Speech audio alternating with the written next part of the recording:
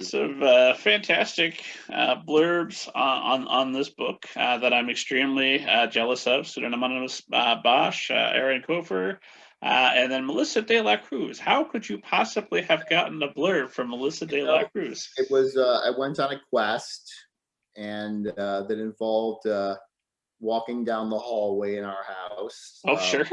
Past the library to my wife's office. It's one or two rooms away from my office, which is, if you're watching the video, that way. And I asked her for it. So, it was weird.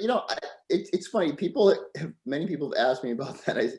Because they're like, well, it's just your wife who gave you the blurb. And I said, yeah, the publisher asked me to do it. And I said, well, I'll ask her. Why not? So yeah, I thought it was a little, I was like, you really want me to get my wife? And they were like, yeah, she's a big mid-rate author. Why don't you? What's she going to do? Say no? Yeah, it's a little, I sort of chuckled. And some of my friends have laughed at me, and they were like, really? You couldn't get anybody with their wife? I was like, I think maybe we could. I just, they thought it was a good idea, so we went with it. Are you kidding me? That's a great blurb to have on your book. I would love to have a Melissa De La Cruz blurb. Exactly. I'm not complaining. It's all good. No, for esteemed audience, go back, check episode 98 when she was here, because we talked a little bit about working and being married to a writer, because I'm fascinated by people that can do this, where everybody's the writer. Because in my critique group, I noticed that it seemed to be that there'd be the one of us who was the writer, and then the spouse who was the more practical, had the more traditional job with the insurance and the, the steady paycheck. So when I see two people both doing it together, especially two people who have both done it incredibly successfully, I wonder how does that work? Because you guys you did a trilogy together, right? With Frozen. I don't remember with the about the Vegas under ice. Yeah, you got a good one. Yeah, that Frozen Stolen Golden, Heart of Dread series. Yeah, we did. We'd worked together for a long time on just unofficially on a lot of books, like a lot of the fantasy books that she wrote, like Blue Bloods. She wrote a vampires series for a long time that was YA, and we collaborated on that. And that kind of led to us saying, it'd be interesting to try a series together. I think we worked for a long time on how to work together. I think it's been a challenge to find a way to be married and to work efficiently together. And I think we found that the best way is actually not to co-write. Like, I think it helps to actually just be able to send it. It makes it more like a peer group or like a writer's group, where I can send it to you and your name's not on it. You're not thinking of it as one of your books. You're able to just simply be a critic.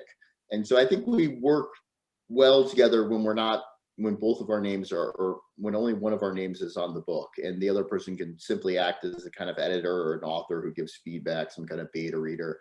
That seems to work really well for us, and I like that. We will send each other books and proposals just for ideas and feedback, and that seems to work well.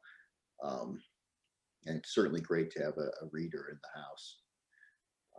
Well, she talked about when she was on, again, esteemed audience, episode 98. Cue it up for after this. It's a great time. Good use of your day.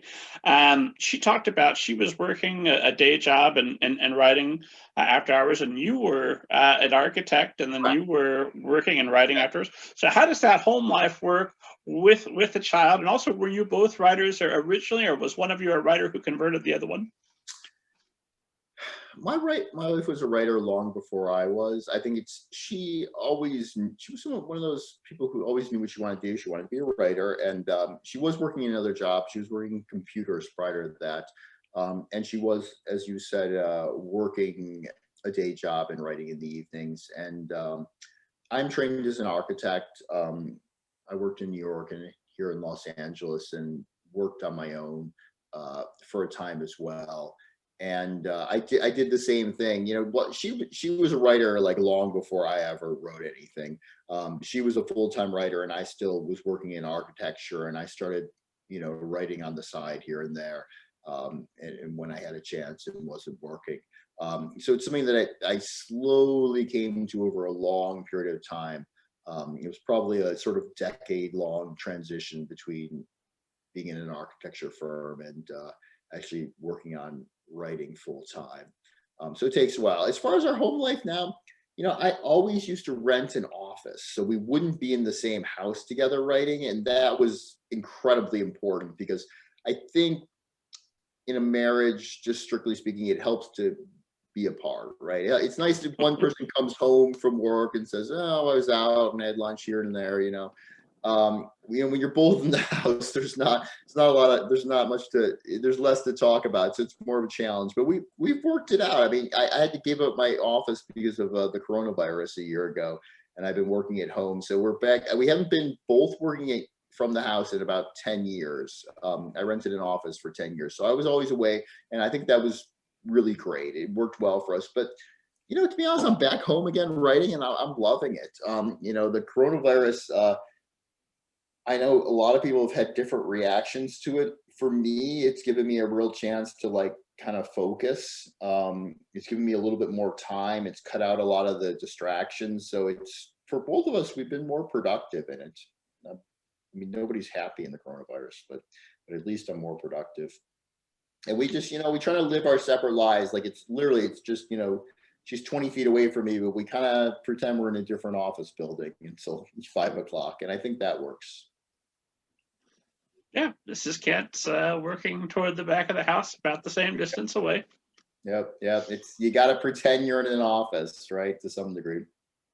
And I'm so used to thinking, my God, everything's terrible. 2020, the meme that when I think on things, you know what? There's a lot of positives here too. I feel almost a little bit guilty, but there are.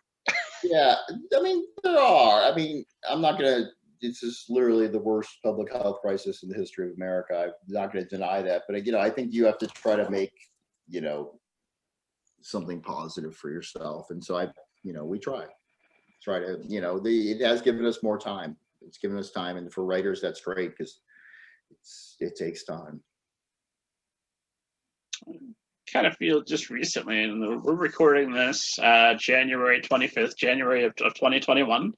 So without getting political, there have been some political events that have recently occurred, and so I'm calling this the great unclenching, where all right, we were sharing kind of at Armageddon. That's what that looks like, and It sounds like we've gotten a reprieve. We'll see what we'll see. When do I start calming down? Because I've been just braced for impact for 4 years. Yeah, it's been one thing on top of another. It's not just the coronavirus or Donald Trump. We live in California, and so everything's been shut. It's been particularly difficult here, and so we've had everything shut down, which is good. We're trying to be safe here.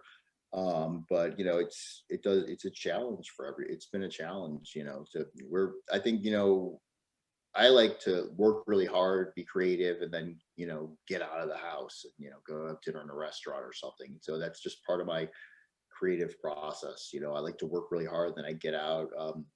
My wife and I are both art collectors, so I like to spend a lot of time in museums and art galleries, and